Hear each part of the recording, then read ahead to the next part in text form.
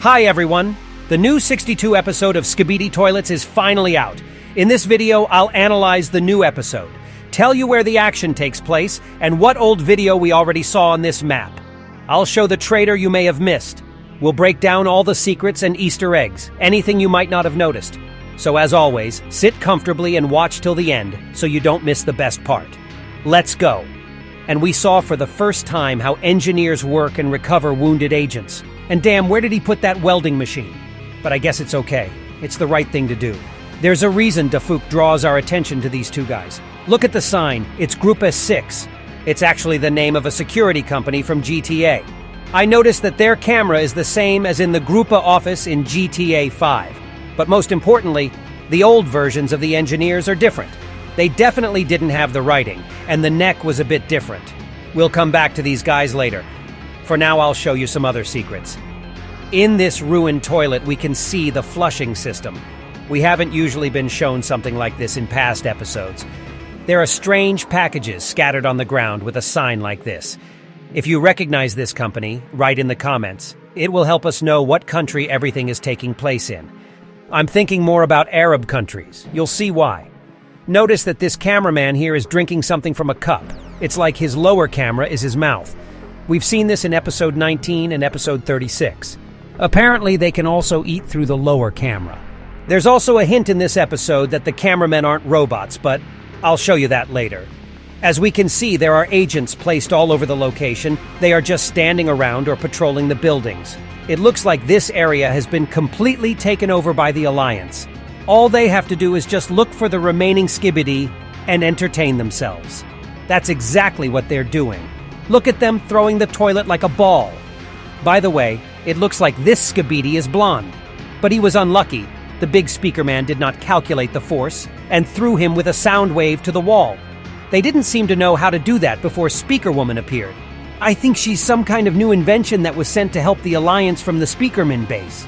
And this guy looks a lot like the first speaker man we saw. I assumed we saw him back in episode 59, but we didn't. These guys have very dark suits. And this guy is wearing a light gray suit, white shirt, and a black polka dot tie. So he's talking to the cameramen, maybe even about guns. Notice that only the cameramen have guns, the speakermen are unarmed. Maybe these guys were discussing the idea of arming all the speakermen with the same hypno guns. As we remember, while Titan was infected, the speakermen didn't fight for some reason. I guess they're just not trained to handle that kind of weapon. Now it's time to dive deeper. I'll show you something you probably didn't notice. Take a look at the license plates. First of all, these numbers are an Easter egg from Half-Life 2.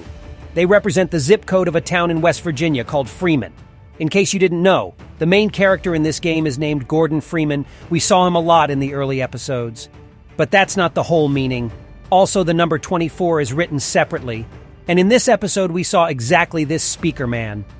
I also tried adding all the numbers together, and it came out to 19. And you're going to be shocked, but in episode 19, we first saw this guy with a cup of soda or something. But I also decided to dig a little deeper and add up all the numbers to the left and right of the dot. 2 plus 4 makes 6. 2 plus 4 plus 7 makes 13. 1 plus 3 makes 4. Then together it's 46. And you know, I'm not crazy. That's exactly the car we see in this episode. At first, I didn't understand how these episodes were connected. But then I had a theory. I'll tell you that later. Note that when the Skibidi toilets showed up, everyone just stood there. No one tried to attack them with a gun. I think the Skibidi haven't been in this place for a while, and the agents are just not used to fighting. They're just standing there, stumped and watching. Now pay attention to this poster right here. You're going to be surprised, but I recognize this map from it. We've seen this poster in this video, America 2. Now I'm going to show you this map from a different angle so you can better understand what's going on. You see this house right here with the balconies. This is where the POV cameraman, or the person in the short video America, is located. In this episode, the town is filled with people and Skibidi Obama along with soldiers invades here. It seems very much like a reference to Iraq or Libya. I didn't find any signs of a specific country though, so maybe the allusion is generally to US aggressive policy in the East. At the very beginning of the video, there is a little G-man dancing on the window. There are 2 toilets in the house opposite each other. By the way, the first second's male 07 is smiling, but then his face turns dramatically serious. Pay attention to this blue car. I can assume that it is the destroyed one that stands in the 62nd episode of Skibidi Toilets. This poster here is the cover of the album Outside the Gate by Killing Joke. That album contains the exact same song that plays in this video. But since the song was released in 1988, it doesn't apply to Obama, since he wasn't president then. And on this one, I was able to translate this caption, "Say hello an unjust world." Interestingly, the translator can recognize it only from a certain angle. I had to direct the phone camera during the slow playback of the video, but it doesn't matter. The point is clear. The US has pursued an aggressive policy in the East, and Dafuk once again mocks this injustice. That's the woman on the poster, by the way. And this is the building where cameraman threw the Skibidi toilet out of the window. The gray speakerman and the cameraman stood somewhere near these boxes. Anyway, I can see that at the end of the short video, America seems to have taken over this location, and now the cameramen are standing here. I think the alliance is associated with the US, but I can't know exactly what Dafuk meant. Maybe it has nothing to do with the real world. Now you can get a better look at the location, and we'll go back to analyzing episode 62. Notice that the building in the distance is tilting like it's about to fall. There's black smoke all around like a TV man teleporting. But it's Skibidi scientist teleporting, as we saw in episode 60. It's now clear that he doesn't fly, but walks on iron legs. Notice that his earliest inventions are Skibidi spiders and parasites. They all walk on mechanical legs as well. And now he's made himself like a giant parasite, which is very ironic. I don't understand what exploded right here. All we see before the explosion is Skibidi scientist's iron leg. But unfortunately, the gray speakerman was right next to the explosion. I hope he and the cameraman ran into the building to get away from the sound. Notice that the big speakerman ran. Now everyone realized they were in danger. The huge speakers on the Skibidi scientist's chest are stunning everyone around them. Notice that all the Skibidi toilets are wearing headphones. By the way, what's about sunglasses or other eye protection? Yeah, the TV men haven't attacked the Skibidi in a while since their Titan is injured. Maybe it's just like when Titan Speakerman was infected, all the Speakermen were hiding. But maybe it's something else because the TV men didn't disappear. And then the POV cameraman turns around and there are headphones in front of him, even though no one around him had them. I'm pretty sure this agent is the traitor, but we can't figure out who it is. You see everyone trying to run away and they're stunned. The one in front of us doesn't run. He doesn't care about the loud noise. Also notice that Skibidi scientist doesn't attack him or POV cameraman. Skibidi Strider comes out from around the corner. He looks right at us but doesn't attack. The scientist just walks farther away, even though he was looking at us the whole time. It seems that the Skibidi know that the TV men are streaming what the POV cameraman sees. The Skibidi didn't destroy him on purpose, so he'd show the whole scene to the Titans and scare them. Therefore, this mystery guy was definitely helping them do that. He wasn't destroyed because he's on the Skibidi toilet side. He had headphones beforehand and he knew the plan, so he gave the headphones to the POV cameraman. Let's assume who that might be. In fact, it could be any regular agent. For example, this is where the speakerman sits, but he's probably not the traitor. Theory 1. TV man is the traitor. He teleported behind our back and threw the headphones on the floor. I've already said many times why they're suspicious. I don't think I need to repeat myself. Theory 2 is about these engineers over here. They don't look like they used to. Maybe they're the ones who are fake. And then we see these two mutants. We'll talk about them later, but they're made from agents. So the Skibidi toilets capture them, which means someone could be betraying the Alliance and helping the toilets to survive. And it could be anyone. So for some reason, Dafuk focuses our attention on these two guys at the beginning. They have weird stickers on their cameras. But also these guys haven't been in the frame since the very first shots. Their helicopter is on the roof here, so they should have gone to it, but they didn't. They're also not among the destroyed cameramen.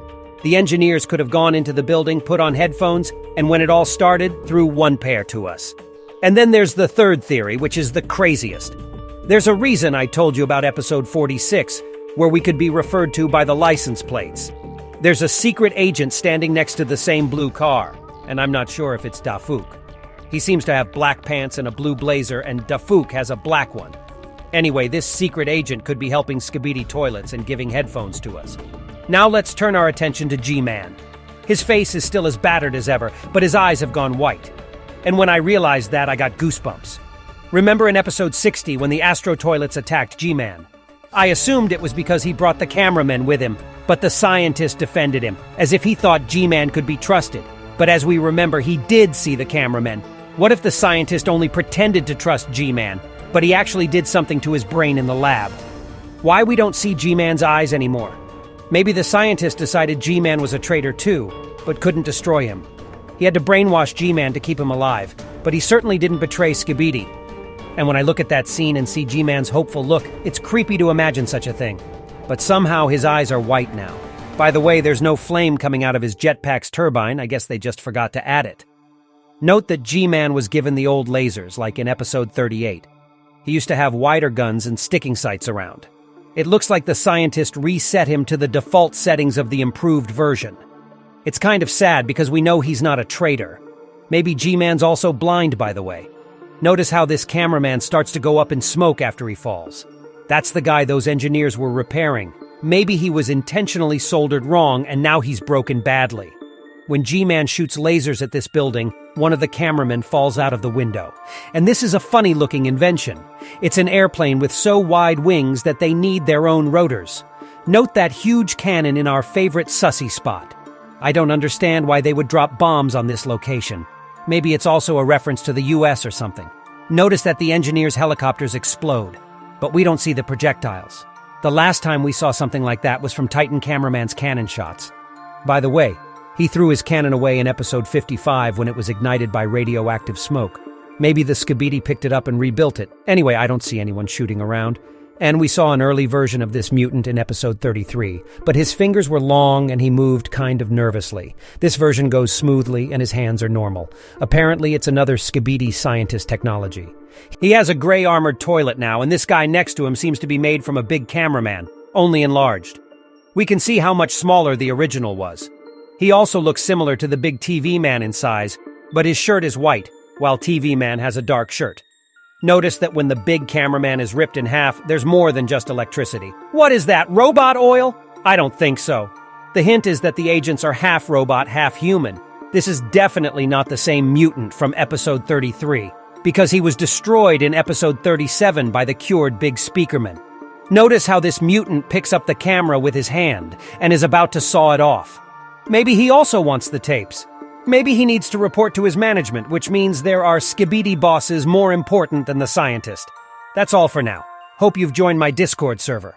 Put likes, subscribe to the channel, and that was me, IsoToilet. See ya!